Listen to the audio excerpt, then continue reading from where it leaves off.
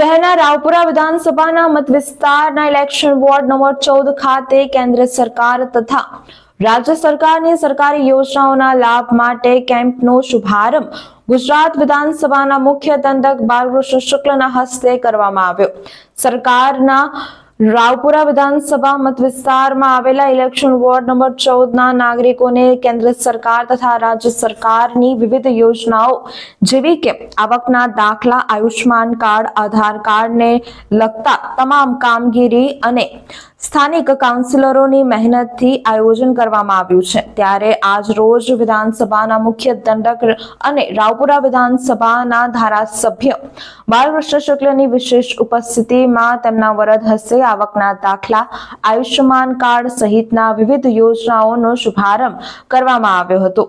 150 થી વધુ લોકોએ આ કેમ્પનો લાભ લીધો હતો। આ પ્રસંગે મુખ્ય દંડક અને ધારાસભ્ય બાલકૃષ્ણ શુક્લએ લોકોને કેન્દ્ર સરકાર તથા રાજ્ય સરકારની યોજનાઓનો સુવિધાસભર લાભ લેવા અપીલ કરી હતી।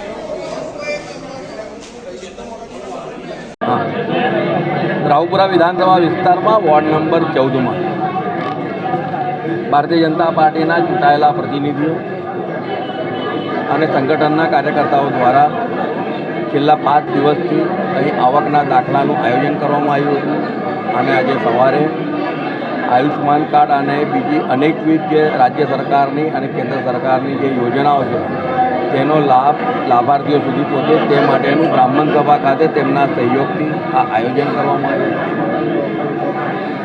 આજના દિવસે અહીંયા 150થી પણ વધારે નાગરિકોને તેમને મળવાપાત્ર લાભોના સર્ટિફિકેટનું વિતરણ થઈ રહ્યું છે। આપના માધ્યમથી તમામ નગરજનોને અને ખાસ કરીને રાવપુરા વિધાનસભા વિસ્તારના નાગરિકોને વિનંતી કરું કે આપને અથવા આપના આજુબાજુમાં કોઈ પણ નાગરિકને મળવાપાત્ર લાભો માટેના સર્ટિફિકેટ કે કાર્ડ જેવા કે આયુષ્માન કાર્ડ છે કે આધાર કાર્ડ છે કે જેની પણ જરૂરિયાત હશે આપણા વિસ્તારના સ્થાનિક કાર્યકર્તાઓને કહેશો તો આ જ પ્રકારના કેમ્પ આપણા વિસ્તારમાં પણ થવાના છે। ત્યાં આપને ઘરેથી બોલાવીને ત્યાં તમારા કાર્ડ કાઢી આપવાના। વડોદરાના સમાચાર જુઓ તથા આપણી ચેનલને સબસ્ક્રાઇબ કરો અથવા સંપર્ક કરો।